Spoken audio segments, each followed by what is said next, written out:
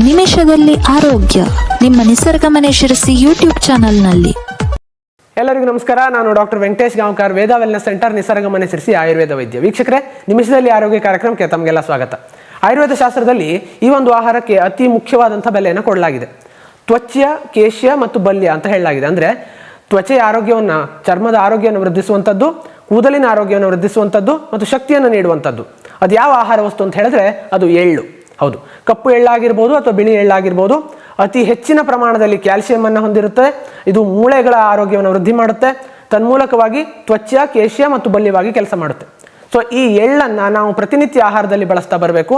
ಎಳ್ಳನ್ನು ಉಂಡೆ ರೀತಿಯಲ್ಲಿ, ಯಾರು ಮಧುಮೇಹಿಗಳಲ್ಲ, ಅಂದರೆ ಶುಗರನ್ನು ಯಾರು ಹೊಂದಿಲ್ಲ ಅಂಥವರು ಎಳ್ಳಿನ ಉಂಡೆಯನ್ನು ಬೆಲ್ಲ ಅಥವಾ ಇನ್ನಿತರ ಸಿಹಿ ವಸ್ತುಗಳ ಜೊತೆಗೆ, ಈ ಖರ್ಜೂರವು ಅಥವಾ ಬೆಲ್ಲವು ಅದರ ಜೊತೆಗೆ ಎಳ್ಳನ್ನು ಉಂಡೆಯಾಗಿ ಮಾಡಿ ಅದನ್ನು ದಿನನಿತ್ಯ ಸೇವಿಸಬೇಕು.